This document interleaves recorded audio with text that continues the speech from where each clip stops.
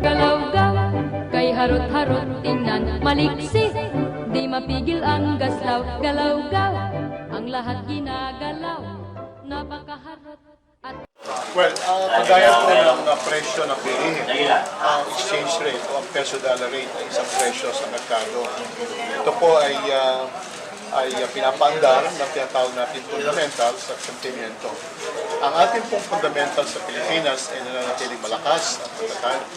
Lumalago po ang ating ekonomiya, ang presyo ng bilihin ay nananatiling matatag. Ang public finance, yun po yung ating tax reform package ay sinasagawa po ng ating pamahalaan kasama ng ating kongreso. Ang ating pong reserves ay malaki, ang ating mga bangko ay matatag. Kaya dapat po ang fundamentals ng piso laban sa dolyar ay dapat manatiling matatag, kaya hindi tayo dapat mabahala. Ngunit may mga sentimiento po, mga negatibong sentimiento na ating naririnig. At ito ang nakaka-apekto sa palitan ng piso laban sa dolyar. Subalit sa bandang huli, yung fundamentals pa rin ang maghahari dyan. Yan po ang mamayani. Kaya tayo po ay may kumpiyansa sa ating ekonomiya at sa ating pamahalaan na mananatiling matatag ang ating ekonomiya. At dahil dito, matatag din ang palitan ng piso laban sa dolyar. In the past few months, as you said, we have a good performance of 6.8, but the ordinary person is worried about the valuation of our money. What is your forecast in the coming few months? Will it be upward devaluation or a better exchange rate for us? Alam po nyo ang exchange rate ng piso laban sa dolyar, dalawa ho ang nagdi-determine yan. There are two factors determining the exchange rate. Unang-una niya, tawag nating fundamentals. Ang fundamentals po yung titingnan ng mga mamumuhunan dito at saka sa ibang bansa. Ano bang fundamentals ng Pilipinas? Uy, gumaganda yung ekonomiya.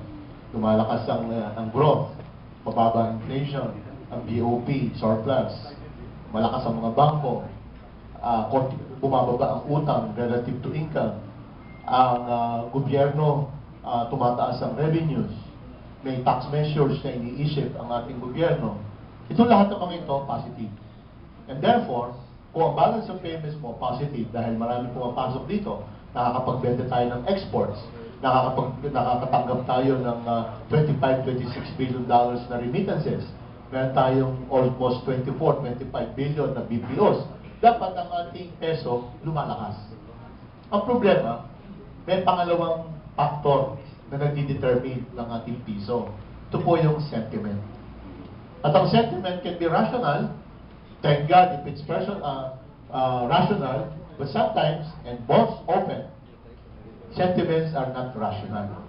Konting balita lamang na walang dahilan, o kaya konting statement lang na nadinig, are enough, let's say political noise, are enough to send people moving out their funds from the Philippines. Kaya nangyayari, kahit na maganda yung ekonomiya mo, bumabagsak ang piso. This is what happened not only to the peso, but to the many currencies in Asia. Because of what the new president of the big country is saying, na ito, gagawin ito, ganyan, tapos itataas ang interest rate doon. So, ang mga tao, nagpupuntahan doon. Okay? Nababahala. So, nagtatakbuhan yan, umaalis yan mula sa mga emerging markets. Okay? Now, having said that, gusto ko lang linawin na bagaman humihina ang ating piso, yung pong interpretation, yung pong translation niya from exchange rate, okay, to imports, to inflation o pagtaas ng presyo ng bilihin, humina na ho yan in the last so many years. Because the economy has become more competitive, tariff rates have gone down, people do not want to immediately increase their prices because they want to keep their market share. So hindi ho tayo dapat masyadong nababahala. Kasi ang piso, kagaya ho yan ng tubig, umaakit-akit po yan, tataas, bababa, tataas, bababa. Kaya kami po sa Bangko Sentral, we are not targeting any specific exchange rate level. Ang ginamit lang po natin, doon po sa budget ng national government, is an assumption. Ang assumption po natin, 48 to 50. Okay? But it can be lower or higher than 48. Okay? So, inaasahan po natin na ang magdidetermine sa utak ng maraming tao sa merkado at saka sa ekonomiya, yung fundamentals. Yung pong sentiment, ano po yan madali mo magbago yan Today positive, tomorrow negative, etc. etc. But I think we should not lose sight of the fact that the economy is doing quite well. We are resilient even against all of these external shocks. Paano po ba natin malalaman na ang isang ekonomiya ng bansa ay talagang umaangat o gumaganda? Magkano po ba yung exchange rate para ma-determine natin na ito po yung okay na? Isa lamang po yan sa mga tinitingnan. At hindi rin po yan iisa lamang na metrics para sabihin na gumaganda ang ating buhay o ang isang ekonomiya. You can have an economy that is very strong, resilient, very promising, even if the exchange rate is weakening. Kasi maraming factors Sinabi ko kanina, kahit na yung fundamentals mo maganda, kung ang sentiment mo negative, which is happening today, bumababa yung peso-dollar rate mo, pero patuloy na nung maganda yung ating economy. So I think at titignan natin yung sinabi ko kanina, yung growth, nag-i-expand ba yung growth? On that basis, the economy is growing. Okay? Inflation, ang target natin 2 to 4. The actual was 1.8. So okay din yun dahil mas mababa pa nga kaysa doon sa 2% na lower end ng target. Okay? Ang ating external debt to GDP ratio bumababa. So okay din yun. Ang ating public finance deficit, fiscal deficit to GDP ratio nasa 2% lang. Okay din yun. Sa ibang bansa 4, 5%. At some point sa Europe, umakyat po yan ng 15%. Yung fiscal deficit, ibig sabihin ng fiscal deficit, yung excess ng gastos ng gobyerno doon sa kinikita ng gobyerno. 15% of GDP ang kulang nila. Kaya ang nangyayari dyan, umuutang para mapunan yung deficit. That's not happening to us today. Ang atin ay 2% lang. Kaya kung humiraman ang ating gobyerno sa ibang bansa, we limit this to the so-called ODA, Official Development Assistance Loans. Ito po yung galing sa Japan, sa China, na payable in 25 to 30 years, ang interest ay 0.01, kaya no-brainer, okay lang yun, ang haba-haba. So kung makukuha po natin itong mga ODA loans na to, i-channel natin ito sa infrastruktura, sa power, bridges, and overpass, etc. Ano tayo dyan? Win-win tayo po dyan sa ganyang klase. Gaano katotoo na yung mga ginto daw po ay tinatransfer sa Thailand? Wala po katotohanan yan. Alam po niyo, mahigit na siguro 2,000 tao ang nagpunta sa akin sa Bangko Sentral. Meron po silang liham ng isang dato o ng isang raha na siya raw ay apo o pamangkin ng nasirang Marcos at siya ay binigyan ng authority. Meron pa doon, pinakita yung siya'y nag-aalaga kay Doña Josepa. Yung iba naman ay anak sa labas daw ng dating presidente. Ang dami, 2,000. Meron ho akong files kung gusto ho nyo, ganyan kataas na yung file ko. Isa lamang ho ang hinahamon ko sila Bigyan ho nyo ako ng isang sample ng gold bar. Kasi po, dito po sa Bangko Sentral, sabi ko, meron ho akong 2 tools. Isang lagari at saka isang chisel. Yung pait. Ang gagawin ko ho, lalagariin ko doon sa dalawang dulo. At saka ako gagawin sa para malaman kung talagang ginto. Sa 2,000 po na nagpunta sa akin, hindi na po bumalik. Ano ang status ng AIG? It was a bailout. Okay? It's an insurance firm. At ito ay, ang AIG actually, yan yung sa PILAM Opo. Okay? binail out, nagkaroon ng bailout, and things actually improved during the time. But I think recently there was a restructuring or reorganization ng AIG. I think there was some corporate changes. Nabanggit kasi kanina na yung sa development funds na pinapahiram ng ibang foreign governments. Yung kung pamilya po kayo doon sa sovereign wealth fund, yung iba kasi mostly European countries and some Middle East countries ang members nito. And then what they do is they lend money to the member countries na kalahati or half of the funding requirements of the project ibibigay nila, and then the other half yun yung pautang.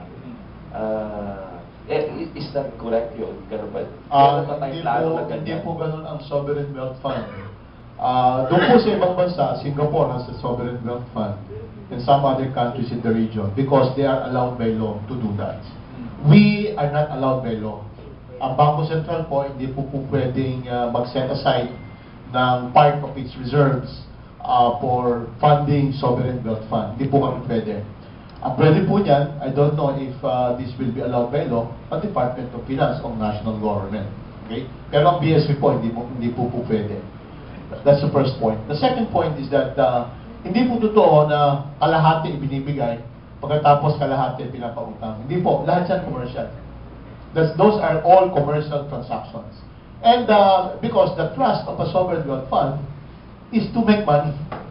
Kasi sobra ho yan eh, kamukha ng Singapore, sobra ang pera ng Singapore. So anong gagawin nila? Kasi there's also, for some countries, there's also the so-called carry cost. Okay? Yung carry cost, ibig sabihin yun, kung inutang mo yun, kinakailangan, patubuin mo.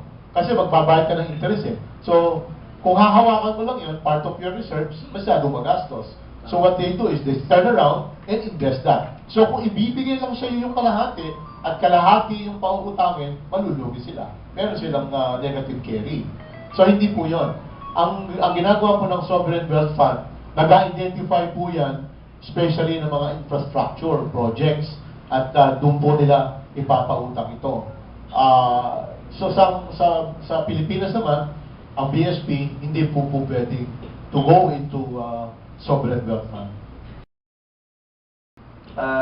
Nagkalat ngayon yung mga low cost na mga condominium projects, no? From lahat yan halos meron na sila eh. SMDC, consuming, DFCI, marami. Pero according to some information, marami na rin sila na-experience na mga nagde-default. Marami. Mandami na. Marami. Now, isn't this dangerous because it might result to a bubble? Marami na pong nagtanong sa atin yan kung merong, is there a case of overbuilding or overheating in the real estate loan.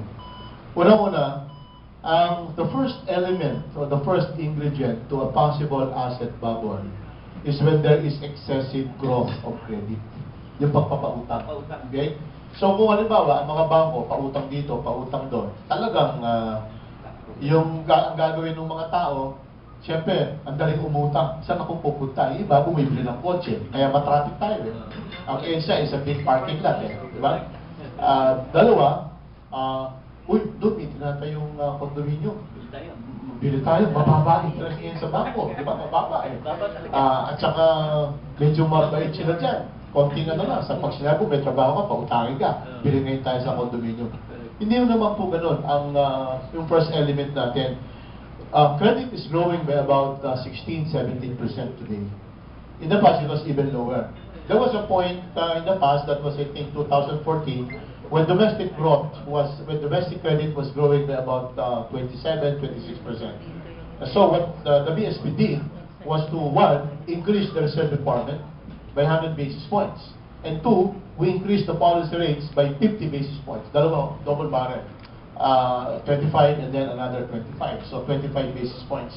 And because of that, domestic credit started coming down, yung growth. And because of this, nakita natin Kasi gumagamit po tayo ng dalawang metrics eh. Yung isang metric, yung suggestion ng BIS, Bank for International Settlement, and two, yung IMF. Pareho namin ginagamit yun to determine whether there is an emerging asset bubble. Yung pong sa BIS, kinukumpara po yan, yung pong tinatawag na long-term trend versus yung pong actual trend ng growth ng credit sa ibang bansa. For example, sa Pilipinas. And then they get the difference. Tapos meron silang metrics na merong lower threshold and upper threshold.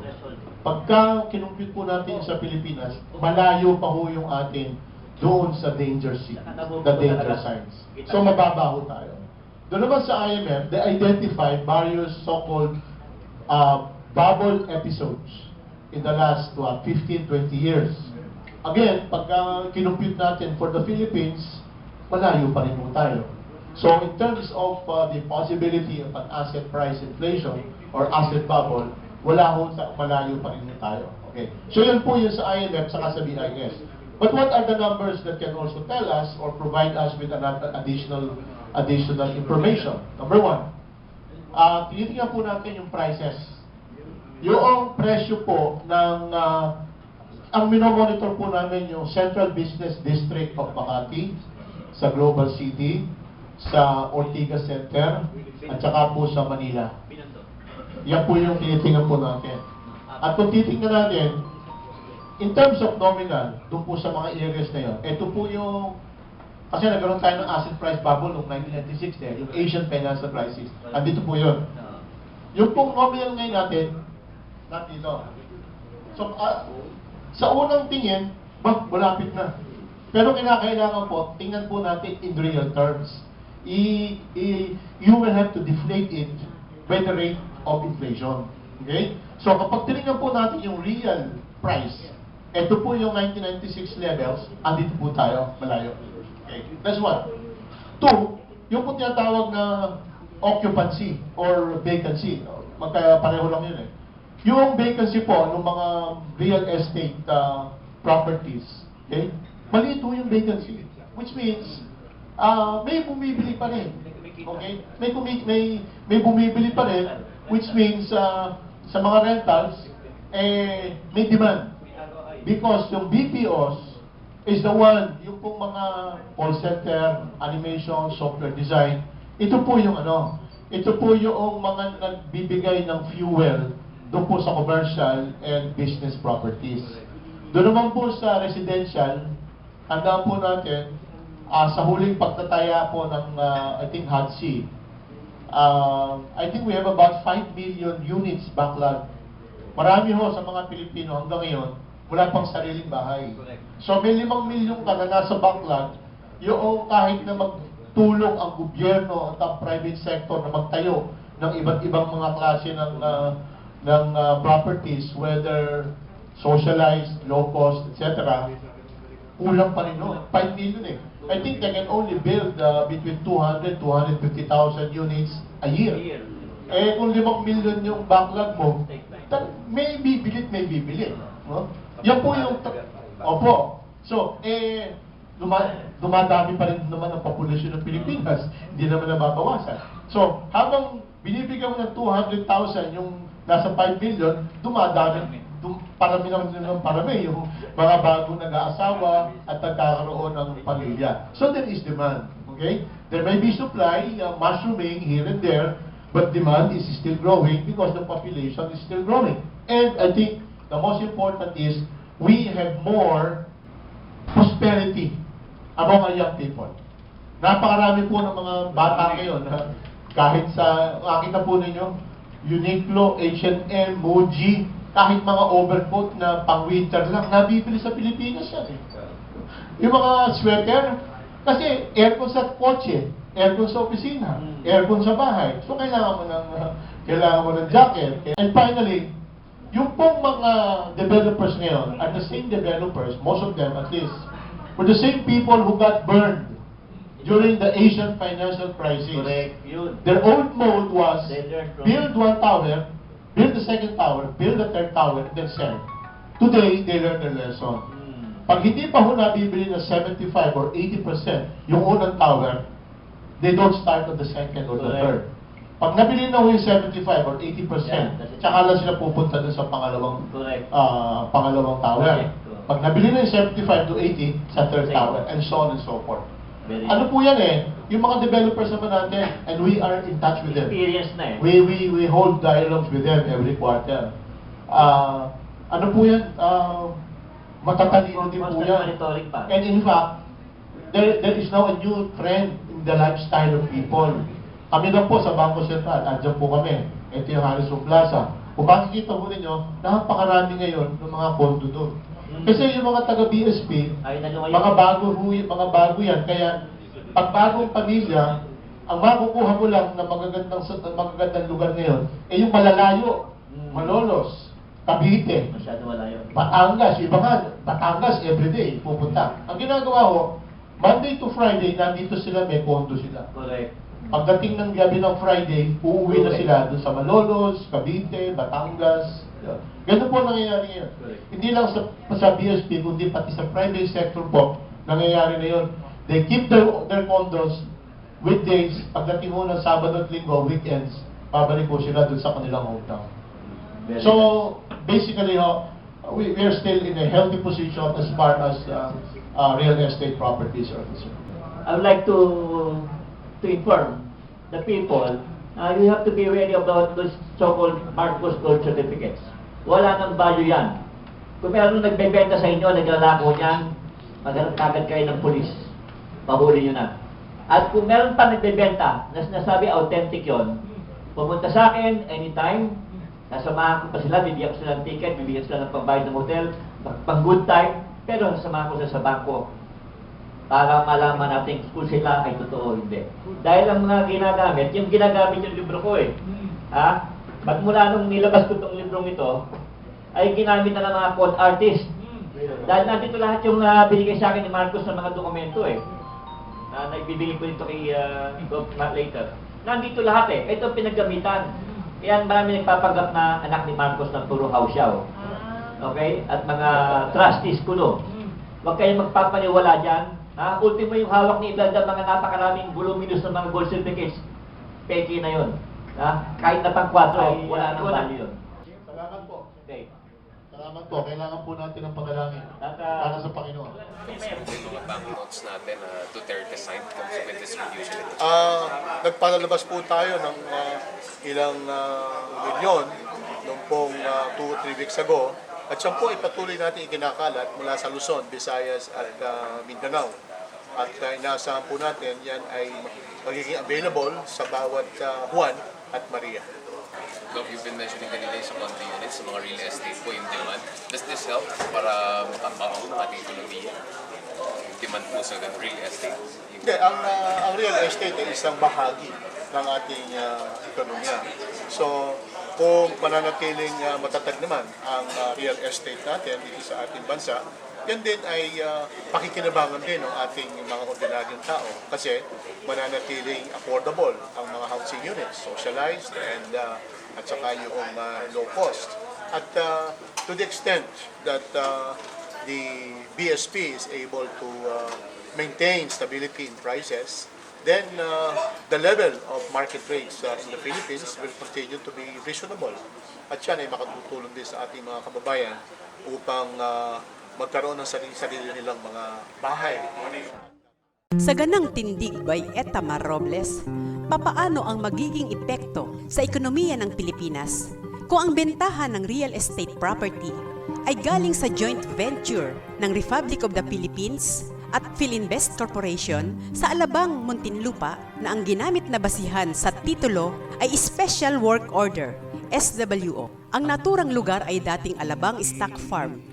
Ayon sa batas ng Department of Environment and Natural Resources, DENR, na ahensya ng gobyerno na nag-i-issue ng titulo ng lupa, ang SWO ay hindi pwedeng basihan sa paggawa ng titulo ng lupa. Bukod pa sa pagbebenta ng real estate property, ang FILINVEST Corporation ay kasama rin sa stock exchange market. At papaano ang mayayamang Pilipino na nakabili ng share of stocks ng FILINVEST Papaano na ang ekonomiya ng Pilipinas? Sa Muntinlupa City, partikular sa Barangay Alabang, kung saan doon nakatayo ang Barangay Hall, Ospital ng Muntinlupa, Muntinlupa High School at pati ang South Terminal, na ang pinagbatayan pa rin ay ang titulong naturan na SWO ang pinagbasihan. Ginawa ni FDR ang Presidential Proclamation 7 araw bago siya bumaba sa pagkapangulo. Midnight deal, anila. Paano ngayon ang mga susunod na bibiliin ng real estate property at share of stocks sa FILINVEST?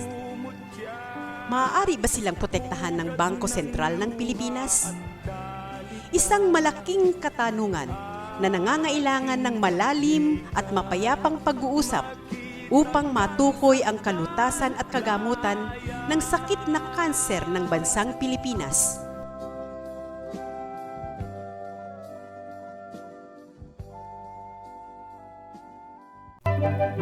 Ako po si Mami Robles, ang mami at babaeng lagalag. At ito ang aking balita, news, para sa kaalaman ng buong Pilipinas at buong mundo, North, East, West, South. Hanggang sa muli! At pakialam, galaw-gaw, kung tawagin siya'y ganyan, kang karot, na trumpong